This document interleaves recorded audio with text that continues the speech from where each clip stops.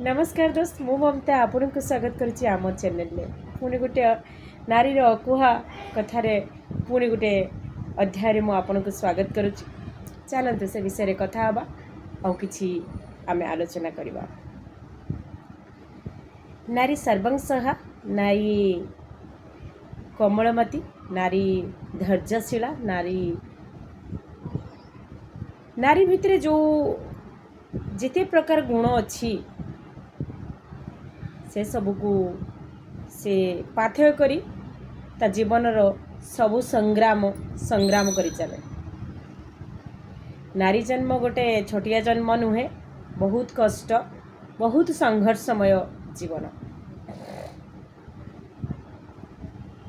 भगवान दी जन को एठी जन्म करछंती। गोटे होची नारी जे शक्ति, गोटे पुरुष को आग को जीवा पाई हेले गोटे शक्तिर आवश्यकता अच्छी। से नारी स्वरूप ता पाखरे थाए।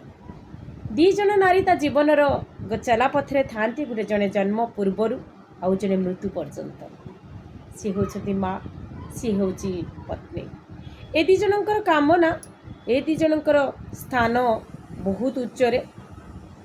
तेणु जड़े माँ जिते बड़े गर्भर जन्मर पूर्वरु ता गर्भरे ताकू साइतिक रखी थाए आउ गोटे नारी को हस्तांतर करबा पर्यंत से तार जत्न नहीं थाए, ताकू आकट करू थाए, ताकू खराब रास्ता को जीवारु ताकू वंचित करे।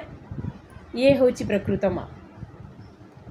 जे पर्यंत से गोटे उपयुक्त पात्र, उपयुक्त नारी, उपयुक्त ता जीवनर गतिपथ को जे बदलाई परिव से उपयुक्त नारी को समर्पण न करिछि से पर्यंत तार कर्तव्य से करि चलथे। तापरे पिलाटी बड़ होइछे आउ विवाह करी आउ जने नारीर हाथ धरी मृत्यु पर्यंत आगे चले। जो दुई जन नारी गोटे पुरुष को